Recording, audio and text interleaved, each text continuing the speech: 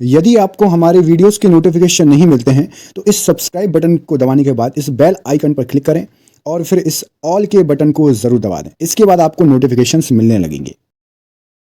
नमस्कार दोस्तों, all exam guide गुरु के यूट्यूब चैनल पर मैं सुजीत पांडे आप सभी का बहुत बहुत स्वागत करता हूं। दोस्तों, यहां पर मुगल काल से रिलेटेड आपको इतिहास के प्रश्न लेकर आ गए हैं। यहां पर आपको बता दें, अकबर, हुमायूं, बाबर सबके बारे में पढ़ेंगे, जहांगीर, शाहजहां के बारे में बहुत ही शानदार क्वेश्चंस। यदि देखा जाए तो 300 प्लस क्वेश्चन हो जाएंगे, लेकिन यहाँ पर हम आपको 120 क्वेश्चन करीब लेकर आए हैं और इसके पार्ट यदि आप लोग बोलेंगे तो आगे भी बना देंगे। सबसे ज़्यादा मुगल काल पूछा जाता है, आपको पता है इतिहास में बहुत पूछा जाता है। तो स्टार्ट करते हैं वीडियो को। पहला क्वेश्चन देखिए, ये रहा आपकी स्क्रीन पर। हुमायूं नामा किसने लिखा था? तो गुलबदन बेगम ने हुमायूं नामा लिखा था। हुमायूं का मकबरा कहाँ पर स्थित है? तो दिल्ली में हुमायूं का मकबरा स्थित है। हल्दी घाटी युद्ध 1576 के पीछे अकबर का मुख्य उद्देश्य क्या था? तो राणा प्रताप को अपने अधीन करना, अधीन लाना। हल्दी घाटी का युद्ध कब लड़ा गया? तो 1576 ईस्वी में लड़ा गया था। सुप्रसिद्ध संगीतज्ञ तानसेन और बैजू बावरा किसके शासनकाल में सुविख्यात थे? तो अकबर के शासनकाल में इनको लोग जानते थे, तानसेन और बैजू बावरा, और आज भी इनको जानते हैं। सम्राट अकबर द्वारा किसको जरी कलम की उपाधि से अलंकृत किया गया था? तो मोहम्मद हुसैन को जरी कलम की उपाधि से अलंकृत किया गया था। सती प्रथा की भत्सना किसने की थी? कौन सा मुगल शासक था? तो अकबर ने बोला था कि भैया सती प्रथा को बंद करो, सही नहीं है।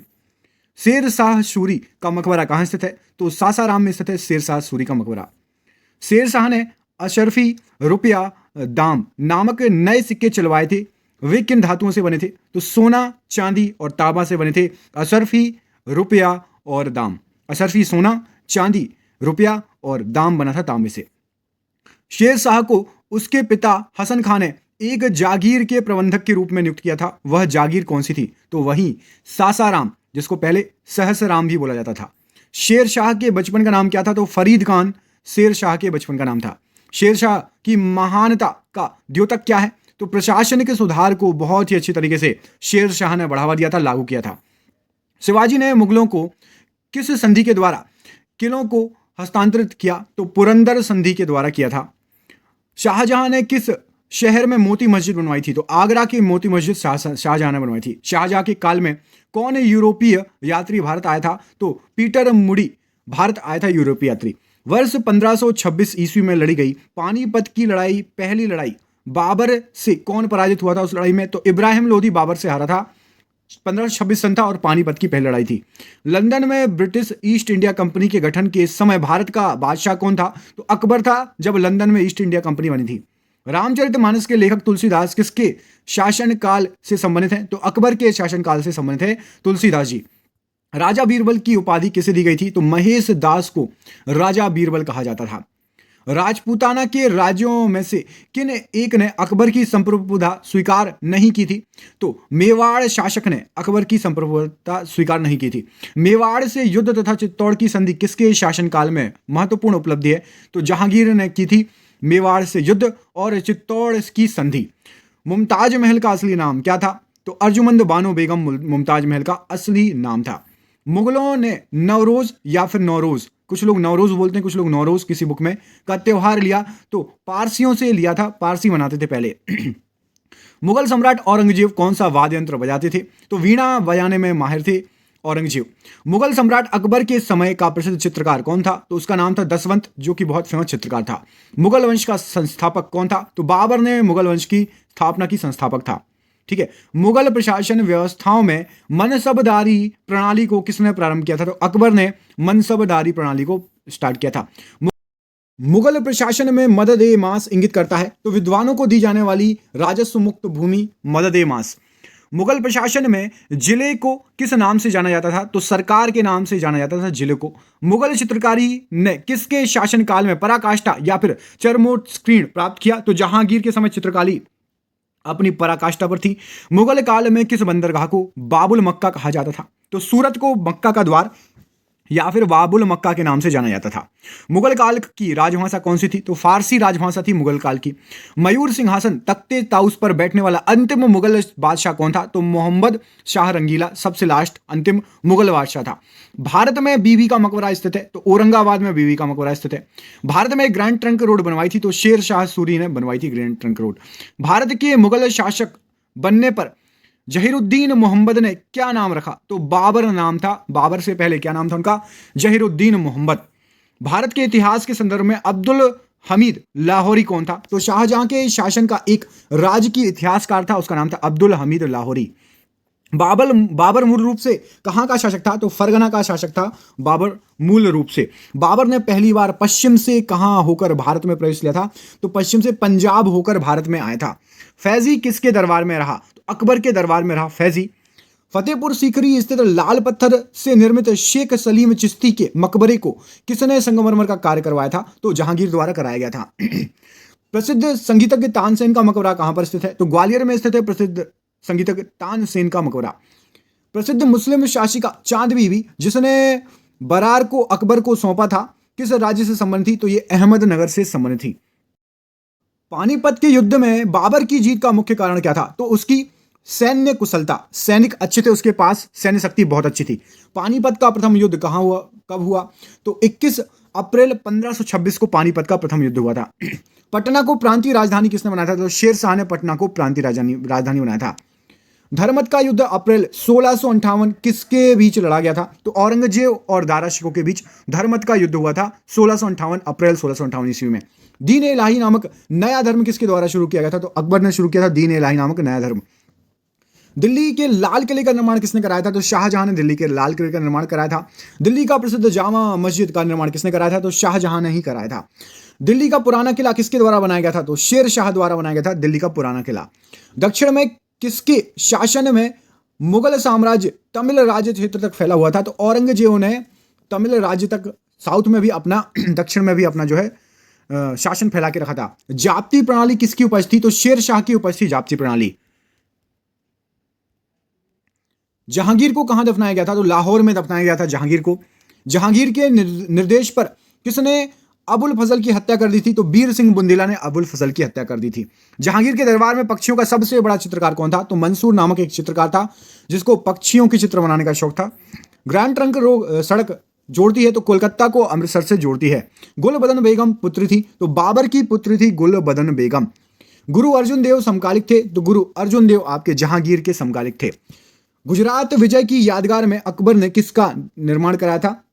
तो बुलंद दरवाजा बनवाया था गुजरात विजय की यादगार में। कौन सा मकबरा द्वितीय ताजमहल कहलाता है? तो राबिया उद्दौरानी का मकबरा या फिर बीबी का मकबरा द्वितीय ताजमहल कहलाता है। कौन अंतिम मुगल सम्राट था? तो बहादुर शाह द्वितीय अंतिम मुगल सम्राट था। किसमें हिंदू तथा ईरानी वास्तुकला का सर्वप्रथम समन्वय देखने को मिलता है? तो शेर शाह के मकबरे में हिंदू और ईरानी कला मिलती है। किसने मुगल साम्राज्य की राजधानी आगरा से दिल्ली स्थानांतरित कर दी थी? तो शाहजहां ने आगरा से दिल्ली राजधानी स्थानांतरित कर दी थी। किसने मुगल काल में ऐतिहासिक विवरण लिखा? तो गुलबदन बेगम ने मुगल काल में ऐतिहासिक विवरण लिखा। किसने चौसा की लड़ाई 1539 ईस्वी में हुमायूं को पराजित किया था? तो शेर शाह ने हुमायूं को पराजित किया था चौसा की लड़ाई में। किसने अकबर की जीवन गाथा लिखी थी? तो अबुल फजल ने अकबर की जीवन गाथा लिखी थी। किसने अकबर की कब्र खोदकर उसकी हड्डियों को जला दिया था? तो राजा राम ने अकबर की कब्र खोदकर उसकी हड्डियों को जला दिया था। किसके समय में मलिक मोहम्मद जायसी ने पद्मावत की रचना की? तो शेर शाह के समय में पद्मावत की रचना की थी मलिक मोहम्मद जायसी द्वारा। किस सुल्तान ने पहले हजरत ए आला की उपाधि अपनाई फिर बाद में सुल्तान की? तो शेर शाह सूरी पहले हजरत ए आला, उसके बाद सुल्तान कहलाने लगे। किस सिख गुरु की मृत्यु के लिए औरंगजेब जिम्मेदार है? तो गुरु तेग बहादुर के लिए औरंगजेब जिम्मेदार है। किस वर्ष वैसाखी के दिन 13 अप्रैल को गुरु गोविंद सिंह ने खालसा पंथ की नींव रखी थी? तो 1699 में खालसा पंथ की नींव रखी थी गुरु गोविंद सिंह ने, 13 अप्रैल 1699। किस राजपूत वंश ने अकबर के सामने समर्पण नहीं किया था? तो सिसोदिया वंश ने अकबर के सामने समर्पण नहीं किया था। किस युद्ध से भारत में मुगल राज्य की नींव पड़ी थी? तो पानीपत का प्रथम युद्ध से मुगल राज्य की नींव पड़ी थी। किस युद्ध को जीतने के बाद शेर शाह ने दिल्ली में अफगान सत्ता की स्थापना की थी? तो बिलग्राम के युद्ध को जीतकर दिल्ली में अफगान सत्ता शुरू हुई थी। किस मुसलमान विद्वान का हिंदी साहित्य के लिए सबसे महत्वपूर्ण योगदान माना जाता है? तो अब्दुल रहीम खान को हिंदी साहित्य के लिए जाना जाता है, बल्कि वो एक मुसलमान विद्वान थे। किस मुगल सम्राट ने सैयद भाइयों को हराया था? तो मोहम्मद शाह ने सैयद भाइयों को हराया था। किस मुगल शासक ने भारत की वनस्पतियों और प्राणी जगत, ऋतुओं और फलों का विश्व जो है विवरण अपनी दैनंदिनी या डायरी में दिया है? तो बाबर ने लिखा हुआ है भारत की वनस्पतियों, प्राणी जगत, ऋतुओं और फलों के बारे में। किस मुगल शासक ने 2 बार शासन किया? तो हुमायूं ने 2 बार शासन किया। किस मुगल शासक को पहले आगरा में दफनाया, बाद में उसकी एक अफगान विधवा शव को काबुल ले गई और वहां एक बाग में दफनाया। तो बाबर के शव को 2 बार दफनाया गया था। किस मुगल शासक को आलमगीर कहा जाता है? तो औरंगजेब को आलमगीर कहा जाता है। किस मुगल शासक को 2 बार राजाभिषेक किया गया था? तो औरंगजेब का 2 बार राजाभिषेक हुआ था। किस मुगल बादशाह ने जजिया नामक कर पुनः लगा दिया था? तो औरंगजेब ने दोबारा जजिया कर लगा दिया था। किस मुगल बादशाह ने अपनी आत्मकथा फारसी में लिखी है? तो जहांगीर ने अपनी आत्मकथा फारसी में लिखी हुई है। किस मुगल बादशाह को वजीर गाजीउद्दीन ने दिल्ली में दाखिल नहीं होने दिया था? तो शाह आलम द्वितीय को दाखिल नहीं होने दिया था वजीर गाजीउद्दीन ने। किस मुगल बादशाह को जिंदा पीर कहा जाता है? तो औरंगजेब को जिंदा पीर कहा जाता है। किस मुगल बादशाह के दुर्भाग्य पर व्यंग करते हुए लैनपूल ने लिखा कि वह जीवन भर ठोकरें खाता रहा और ठोकर खाते खाते ही उसके जीवन का अंत हो गया? तो हुमायूं के लिए यह बोला था लैनपूल ने। किस मुगल बादशाह की मृत्यु दीन पनाह पुस्तकालय की सीढ़ियों से गिरने के कारण हुई थी? तो हुमायूं की मृत्यु हो गई थी। किस मध्यकालीन भारतीय शासक ने पट्टा एवं कबूलियत की प्रथा आरंभ की थी? तो शेर शाह द्वारा पट्टा कबूलियत की प्रथा आरंभ की गई थी। किस बादशाह के अंतर्गत मुगल सेना में सर्वाधिक हिंदू सेनापति थे? तो औरंगजेब के समय मुगल सेना में सर्वाधिक हिंदू सेनापति थे। किस इतिहासकार ने शाहजहां के शासनकाल को मुगल काल का स्वर्ण युग कहा था? तो A.L. श्रीवास्तव ने कहा था। किस इतिहासकार ने अकबर द्वारा प्रतिपादित दीन इलाही को एक धर्म कहा था? तो अबुल फजल द्वारा यह धर्म कहा गया था। औरंगजेब ने ज्यादा भवनों का निर्माण नहीं कराया, क्योंकि तो उसे अपने शासन काल में निरंतर युद्ध करने पड़े थे, इसलिए ज्यादा भवनों का निर्माण नहीं कराया। औरंगजेब द्वारा चलाए गए जिहाद का अर्थ क्या था? तो दार उल इस्लाम उसका अर्थ था। एतमाद उल दौला का मकबरा आगरा में किसने बनवाया था? तो नूरजहां ने एतमाद उल दौला का मकबरा आगरा में बनवाया था। ईरान के शाह और मुगल शासकों के बीच झगड़े का जड़ क्या थी? तो कंधार थी। औरंगजेब ने दक्षिण में जिन 2 राज्यों को विजित किया वे कौन थे? तो गोलकोंडा और बीजापुर को औरंगजेब ने जीता था। आईन अकबरी एक महान ऐतिहासिक कृति है, किसके द्वारा लिखी गई है? तो अबुल फजल ने लिखा है आईन अकबरी। अपने काल के महान संगीतज्ञ तानसेन किसके दरबार में थे? तो अकबर के दरबार में थे तानसेन। अंतिम रूप से जजिया कर समाप्त करने वाला मुगल बादशाह कौन था? तो मोहम्मद शाह रंगीले ने जजिया कर समाप्त कर दिया था। अनवार ए सुहेली ग्रंथ किसका अनुवाद है? तो यह पंचतंत्र का अनुवाद है, अनवार ए सुहेली। अकबरनामा किसने लिखा हुआ है? तो अबुल फजल ने लिखा हुआ है। अकबर के सर्वप्रथम वैवाहिक संबंध राजपूतों के जिस ग्रह से स्थापित किए गए वह कौन थे? तो कच्छवाहों के साथ स्थापित किए गए थे। अकबर ने दीन इलाही प्रारंभ किया था? तो 1582 ईस्वी में दीन इलाही को प्रारंभ किया था। अकबर ने किसे कवि राज की उपाधि थी? कवि राय या कविराज? तो बीरबल को कवि राय या फिर कविराज कहा गया है। अकबर द्वारा बनाई गई श्रेष्ठतम इमारतें पाई जाती हैं? तो फतेहपुर सीकरी में पाई जाती हैं सबसे अच्छी इमारतें। अकबर द्वारा बनाई गई कौन सी इमारत का नक्शा बौद्ध विहार की तरह है? तो पंचमहल का बौद्ध विहार की तरह नक्शा है। अकबर द्वारा बनाई गई उपासना भवन पूजा ग्रह का क्या नाम है? तो इबादत खाना नाम है भवन जो उपासना के लिए और पूजा ग्रह के लिए बनाया गया। अकबर के शासनकाल में भू राजस्व सुधारों के लिए कौन उत्तरदायी था? तो टोडरमल था भू राजस्व सुधारों के लिए उत्तरदायी। अकबर के शासनकाल में महाभारत का फारसी भाषा में अनुवाद किया गया, वह किस नाम से जाना जाता है? तो उसको रज्मनामा कहते हैं। अकबर के शासनकाल में पुनर्गठित केंद्रीय प्रशासन तंत्र के अंतर्गत सैनिक भाग का प्रमुख कौन था? तो मीर बख्शी है, ये ना एक्स्ट्रा लग गया, टाइपिंग मिस्टेक है। अकबर के शासनकाल में अमल गुजार नामक अधिकारी का कार्य क्या होता था? तो भू राजस्व का मूल्यांकन और संग्रह करता था अमल गुजार। अकबर के नवरत्न में से एक बीरबल किस अभियान के समय मारे गए थे? तो यूसुफ जाइयों के विद्रोह को दबाते समय जो है मारे गए थे। अकबर के काल में महाभारत का फारसी अनुवाद जिसके निर्देशन में हुआ? तो फैजी के निर्देशन में हुआ था रज्मनामा, महाभारत का जो फारसी में अनुवाद हुआ था। अकबर की युवा अवस्था में उसका संरक्षक कौन था? तो बैरम खान ने उसकी रक्षा की थी, संरक्षक था बैरम खान। अकबर का, अच्छा कमेंट करके बताओ, अकबर का राज तिलक कितने वर्ष की उम्र में हो गया था? कमेंट करके बताइए। अकबर ने कब जो है राजा उसका राज तिलक हो गया था, कितनी उम्र थी? बहुत छोटा था, आप सभी को पता होगा। 11 से लेकर 15 तक के बीच की आयु है। कमेंट करके बताओ क्या आयु है, वर्ष क्या था। अकबर का सबसे अंतिम विजय अभियान कौन सा था? तो असीरगढ़ का विजय। अकबर का राज्याभिषेक कहां पर हुआ था? तो कालानौर में अकबर का राज्याभिषेक हुआ था।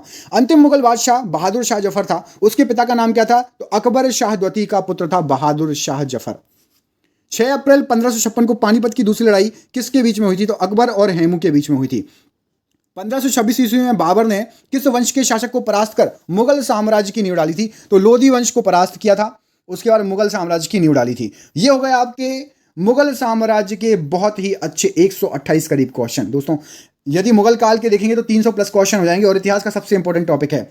जिसको पार्ट 2 चाहिए कमेंट बॉक्स में पार्ट 2 लिख दो, बस मैं समझ जाऊंगा कि भैया आपको ये वीडियो पसंद आया और इसके आगे का भी पार्ट चाहिए। सिर्फ पार्ट 2 लिख देना और कुछ नहीं लिखना, पार्ट 2 लिख दो कमेंट बॉक्स में। मिलते हैं आपसे अगली वीडियो में, तब तक के लिए अपना ख्याल रखिए। आप सभी का बहुत बहुत धन्यवाद दोस्तों, आपका दिन शुभ हो। बहुत बहुत धन्यवाद।